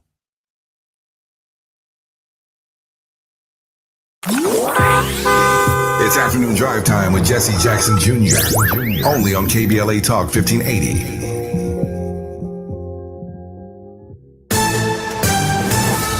I'm Amber Payton with BIN News Now. President Trump is honoring mothers who have lost children ahead of Mother's Day. And we have a lot of the greatest people on earth, angel moms. They're with us today. They're great people. They've been through so much. And Speaking from the White House Rose Garden, he hosted mothers of children killed by illegal immigrants and mothers of fallen service members while highlighting his administration's immigration actions. Here's a renewed push to get late Florida journalist Mabel Norris Reese inducted into the Florida Women's Hall of Fame. Reese investigated the Groveland 4 case involving 4 black men falsely accused of raping a white teen in 1949. Supporters say her reporting helped overturn the convictions despite threats, including a burning cross on her lawn. And Baltimore's Black Mayor Brandon Scott delivered remarks at a street naming ceremony honoring Tupac Shakur. The mayor also presented a proclamation recognizing Tupac's impact and his time in Baltimore. Get BIN News Now on demand 24/7 on the iHeartRadio app. This is the KBLA Sports Minute with Ray Richardson. Reality is knocking on the Lakers' door with a very somber message. The Lakers simply aren't good enough and don't have a deep enough roster to deal with the Oklahoma City Thunder.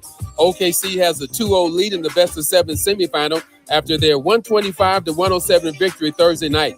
The Lakers played much better than in Game 1, but they never recovered from a demoralizing third quarter. With Shai Gilgeous-Alexander on the bench in foul trouble, OKC used a 22-4 run to erase the Lakers' 5-point lead.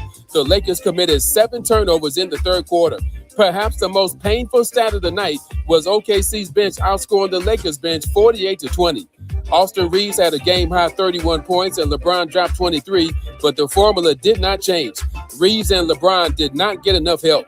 Game 3 is Saturday night at Crypto.com. No debates, no speculation, just the info you need. That's your KBLA Sports Minute. I'm Ray Richardson on KBLA Talk 1580.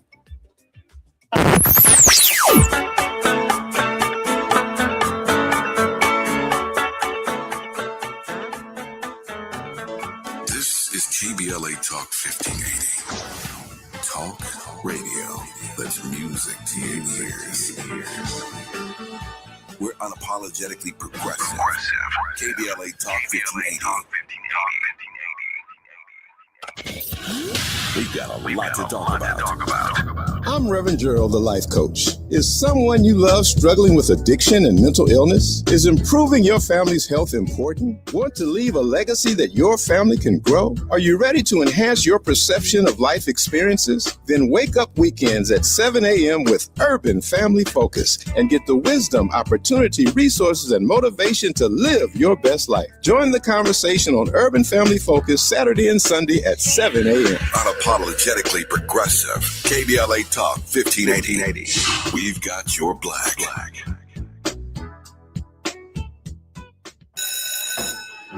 Let's be real.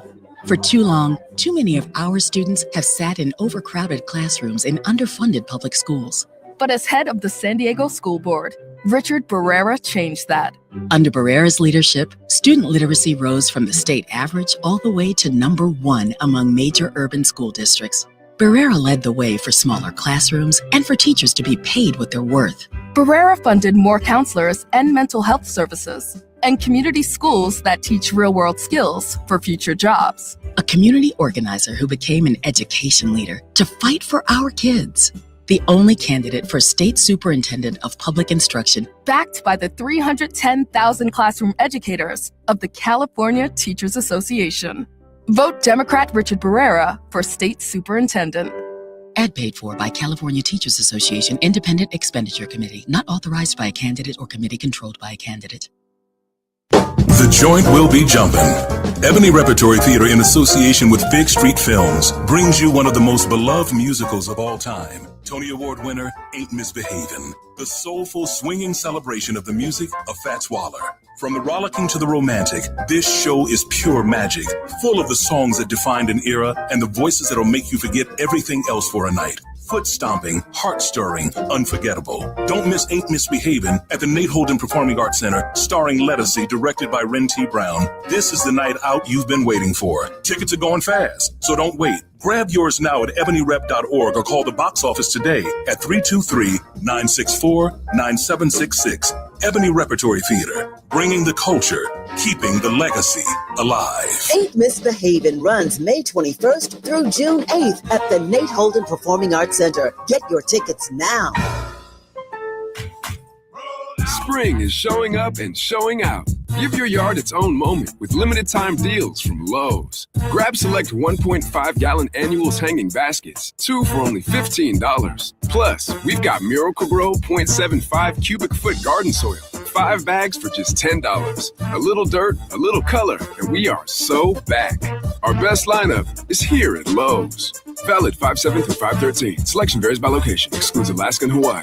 Lots of places can expose you to identity theft. Oh no.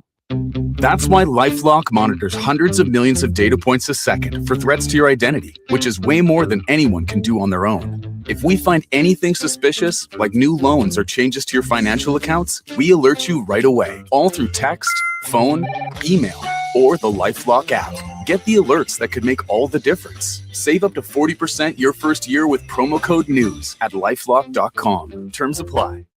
There's a lot of uncertainty in the world right now. Things are changing fast and no one knows what comes next. Times like these make you realize just how important it is to be prepared. That's where My Patriot Supply comes in. They're America's #1 most trusted resource for survival food, solar power, water filtration systems, and more. Go to preparewithamerica.com to unlock a special offer that'll help you get ready for whatever comes our way. Go to preparewithamerica.com to see the special offer right now. That's preparewithamerica.com. You're listening to Jesse Jackson Jr. on KBLA Talk 1580. The Jesse Jackson Jr. Show. The Jesse Jackson Jr. Show. The Jesse Jackson Jr. Show. The Jesse Jackson Jr. Show. King Volley drops the beat. Come on and talk with me. Come on and listen to me. Come on and talk with me. Come on and listen to me. KBLA Talk 1580. Download that. I'm Jesse Jackson Jr. Welcome forward to the Jesse Jackson Jr. Show. It's Fat Meat Fridays right here on KBLA. You're listening to the J Lunch Club right here. And Gina Towns, our creator, is our co-host on Fridays. Gina, welcome forward to the show. Thank you, Jesse. And I'm so grateful that Diallo Brooks is joining us. He is one of our leading advocates, education consultant, strategic alliance consultant, one of the most sought after voices and consultants in this space. And I'm so grateful that Diallo is with us. Diallo, welcome forward to the Jesse Jackson Jr. Show. Thank you, Jesse. Thank you, Gina. Hey, and congratulations to your daughter graduating from HU. We don't know if that's Hampton University or Howard University, but when he hinted at Nick, I guess that's Washington, D.C.'s Howard. Anyway, congratulations to your daughter, and congratulations to you, Gina. You still haven't said anything about your son graduating from the other HU today. Juan Darby. Are you a proud mama? I am a proud mama. He is a graduate of culinary Lake Cordon Bleu when he graduated from high school, and then he went to serve the United States in the U.S. Marine Corps. Injured there and decided to go to Hampton to get an undergraduate degree, and he has now been accepted at William and Mary to get a Master of Law. Oh, fantastic. Well, congratulations. Absolutely. Yeah, tell us about your daughter's aspirations. Yeah, so she got a degree in psychology, and she has plans to go to medical school. Not sure which school she's going to go to yet, but she's Gina says Morehouse School of Medicine. I'm sure she's graduating at the top of her class. I'm sure she's capable of going to medical school anywhere she wants to go, and I'm sure she's going to be accepted at just about any school on earth. But let me tell you something. It's still true that when you learn in a majority experience, like at an HBCU, particularly during your formative years, you meet friends. You're not just a number on the campus. You get to meet friends that are your friends the rest of your life because you go through something together in that formative years, in the formative years that you're growing and that you're learning. And you're not constantly, while studying, fighting racial battles. Do you belong here is something that right here on the Jesse Jackson Jr. Show, Diallo, we've had some of the top professionals who are African Americans in their fields, and almost to the letter and to the name, almost each of them have always said that people look at them like they don't belong there. They ask them, are their opinions certified? Are they qualified? That happens regularly on our show, doesn't it, Chief? Absolutely. I mean, these are women and men with both medical degrees and PhDs, far more education than most of their contemporaries, and yet they are looking at 40 and 50 and 60 years old at young doctors who look at them like they are the DEI representatives at major hospitals and clinics throughout our country. It is really, really tough in the profession right through here. That's your experience too, Chief? Absolutely. And I, in this moment, thought about how casually we talked about these graduations today and what our children, our generation, even Gen Z, though they've graduated, a lot of them have from college, we have spoken in a terminology and with a tone like everything's going to be all right. This is just the next day in what we're living through. But the truth of the matter is they have a real challenge before them. They no longer have people who can look to something on the books in corporate America to say, well, I really want to make sure that we have the best and the brightest from every community where we do business. And that's important because I remember being at 3M, and when I was leaving that company before me, everybody in the industry knew that I was not being promoted because I was Black and a woman.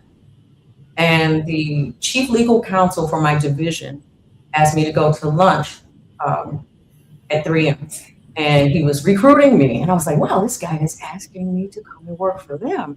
And he says, you know what, Gina, I hope you will consider this because I, as a white man, will never know your experience as a Black woman. We are an international company and we need everybody's perspective at the boardroom table. And to your point, Jesse, what you just said, they don't think they need every perspective. And you will have some people who have a conscious party, but we really need to be supportive as a community of all of our children. We have to now adopt all of the children. Be big brothers and sisters. I think that's clear.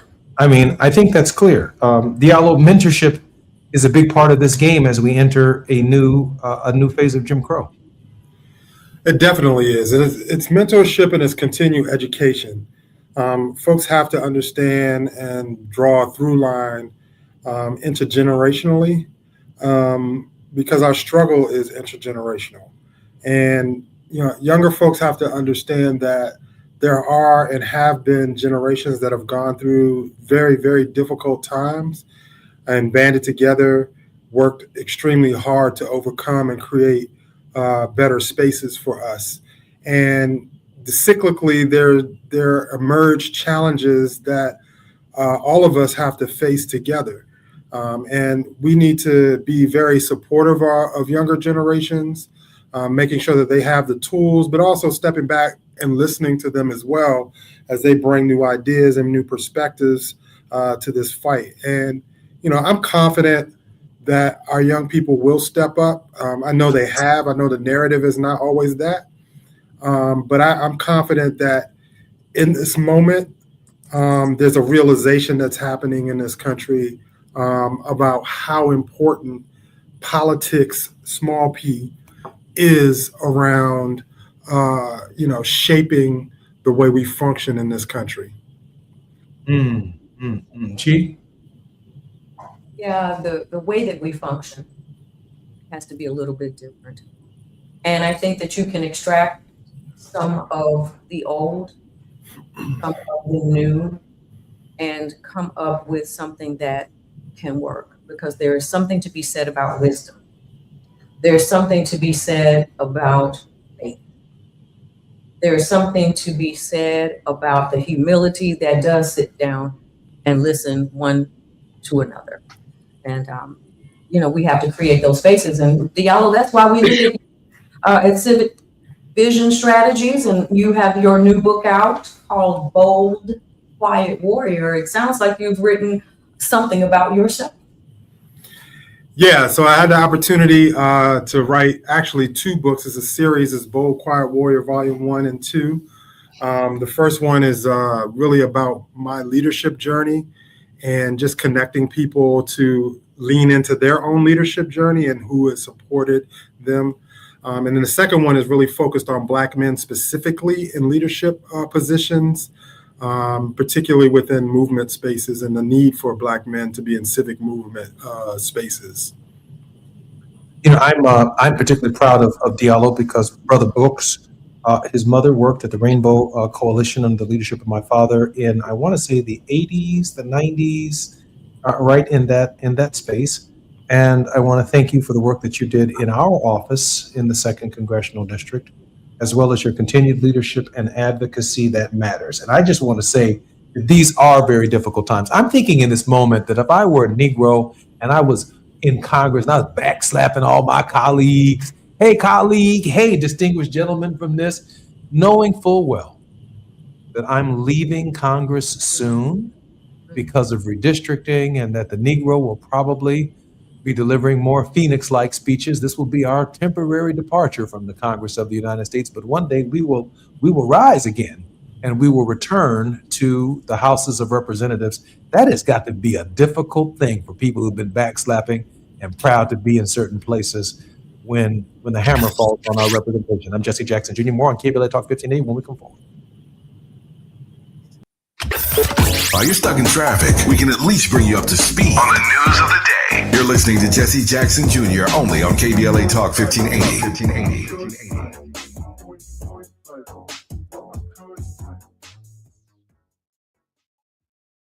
My name is Cynthia Mitchell. I've been an emergency room nurse in Los Angeles County for 25 years. I've been there through every fire season, every outbreak, every earthquake.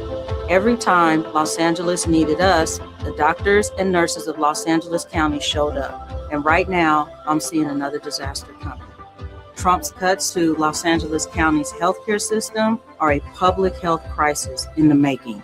Medi-Cal, public hospitals, disaster preparedness are all at risk, but we can stop it.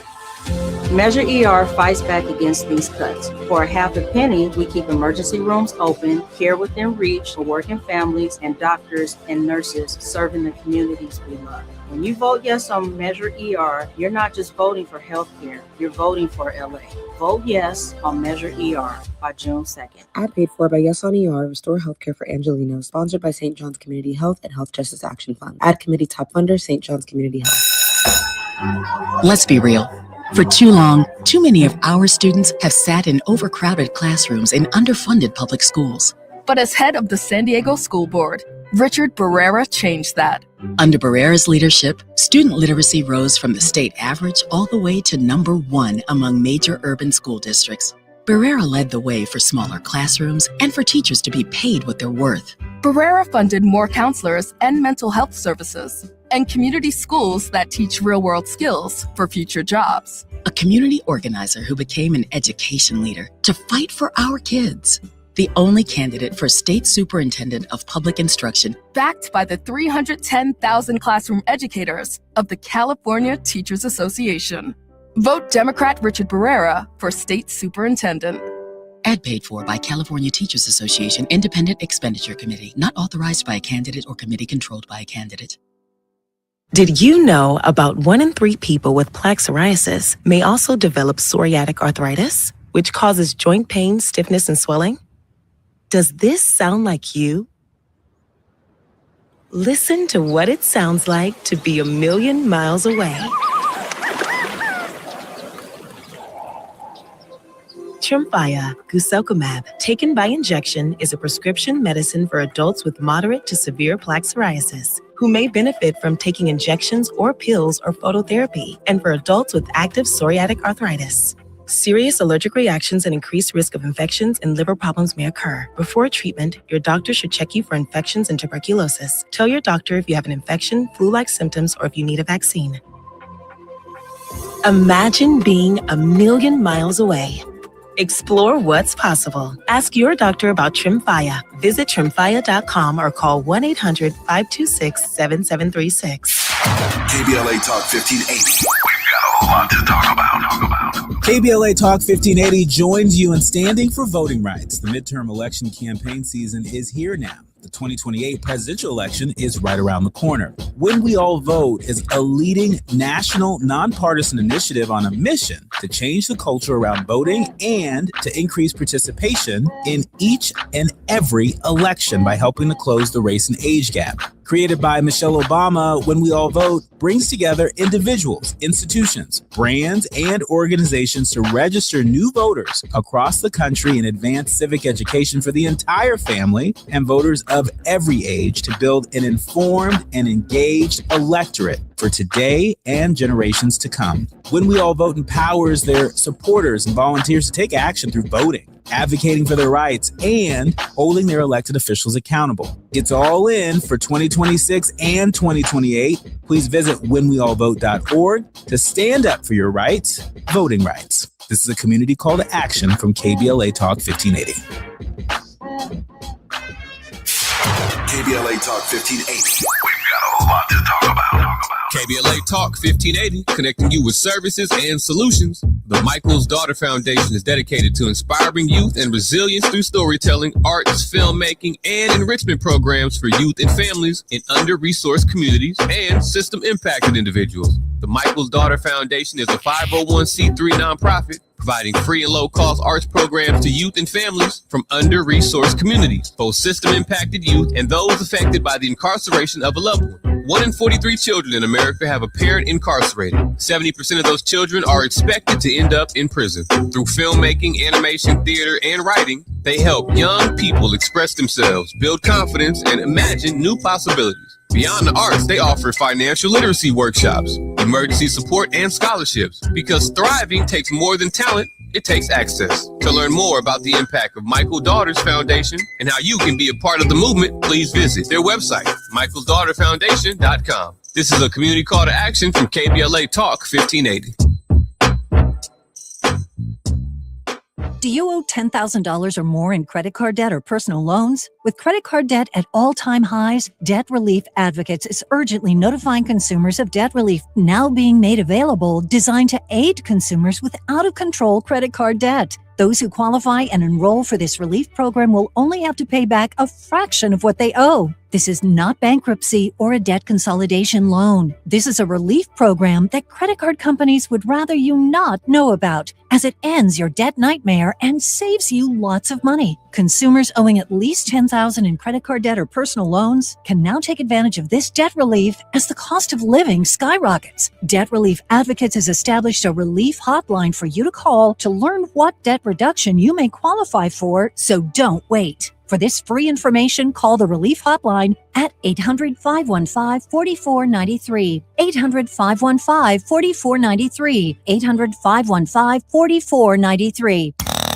Now back to more of Jesse Jackson Jr. on KBLA Talk 1580. The Jesse Jackson Jr. Show. The Jesse Jackson Jr. Show. The Jesse Jackson Jr. Show. The Jesse Jackson Jr. Show. King Volley, drop the beat. Come on and talk with me. Come on and listen to me. Come on and talk with me. Come on and listen to me. KBLA Talk 1580. Download the app. I'm Jesse Jackson Jr. Stat Me Fridays on KBLA Talk 1580. Our very special guest and regular contributor is none other than our producer and creator, Gina Towns, as well as Diallo Brooks. Diallo, Gina, welcome forward to the Jesse Jackson Jr. Show. Thank you much. Gina, can we explore a little bit more into the authorship and the works of Diallo Brooks? Sure. Diallo, let's talk about your journey and the application of what you've written for today. Sure. So the first book really focuses in on just my life's journey around leadership, where it came from, my family connections, like Maggie Lena Walker, who was the first woman to found a bank in the United States, whose house is a historic house in Richmond, Virginia, run by the U.S. Park Service. The lessons I've learned from her civil rights legacy and trajectory, from the legacy of my mother, who you know, Jesse, who's been a leader in the space as well. The lessons I learned in college, going to a PWI. I didn't go to a HBCU like many of my family members had, and the need to really push forward around the issues that I cared about. Being a urban kid in a rural environment, making sure the things that existed there that catered to me was a part of that leadership journey. The reluctancy, playing basketball, learning from sports, and then learning within the spaces I was in when I first interned with the Rainbow Coalition. And then later when I actually worked for the sister organization Citizenship Education Fund as well, doing advanced work, Jesse, for your father, and working with you directly when I was interning at the Rainbow Coalition. Those lessons were invaluable lessons that shaped who I was, right? I learned how to do the work. I learned how to connect with community and ground community. And so that was a part of my trajectory, and later experiences as well. And what I tell people all the time is that I've learned from good experiences and bad experiences. What I tried to do is not carry forward the things I didn't like when I saw leadership, and carry forward the positive values that I felt were super important. And this book really leans into owning your own leadership journey. Each of us have a different journey, to lean into that, to learn the lessons that life teaches us, but also keep forward thinking the North Star, why we do this work as we go forward. And the second book is really focused on Black men specifically. Black men are needed in leadership spaces, but also we have to know how to be in those leadership spaces, to mentor each other, to support each other, to stand alongside the Black women that are leading in spaces. So it's really like a lesson for Black men around leaning into the leadership, but we need them specifically in the social justice fight as well. I just purchased both copies of Thank you. Of your book, and I'm so honored and privileged that, according to at least the way in which I purchased them on Amazon.com, that they are being mailed to me as we speak. Gina, an important book, particularly for Black men. Absolutely. I am excited about your journey in particular, Diallo, because you have light in a dark place. The way that you approach people and situations seems to me to be something that can be very valuable for people to imitate in this day. So I wish you well with this book. And The Bold, Quiet Warrior, Diallo Brooks. Diallo, we have about 2 minutes before we come forward. I know you want to make a point. Please make it, and then offer our listeners a word of hope. Definitely. And one thing I just want to say about Bold, Quiet Warrior really quickly is it actually comes from my name, Diallo Brooks, or Diallo Kamal. Diallo means bold, and Kamal means quiet warrior. So that is how I came up with the name for that book. Yeah. Oh, fantastic. got to be careful about what you name your children. Exactly. Or they name their children. Right. Applies to be careful about naming your children. You got a lottery ticket with your name, Diallo. Well, I'm just trying to do my part in this world. And as I'm, kind of lean into the positive thought before we go forward, I know everything seems daunting. I know the recent Supreme Court decision and troubles that are happening around the world loom large for us, but it's often in those moments that we're really able to organize when the pressure is put on us. To really let the diamond shine within us, to let the jewels within our community live strong and push forward. And we develop the tools necessary to push back and create a better and reimagine a better world. Diallo, I'm so proud of you. So grateful for your leadership. So grateful to be learning from you and to be under your tutelage. And Gina Towns, thank you very much for our very special guest for a wonderful week of work. And exciting guests, not only last week, but even more exciting guests next week. Well, we thank you, Jesse, for your knowledge, your work, and we want to thank Tavis Smiley, KBLA Talk 1580. More when we come forward. I'm Jesse Jackson Jr. You've been listening to the Jesse Jackson Jr. Show. Until Monday. We'll see you then. KBLA 1580 Santa Monica.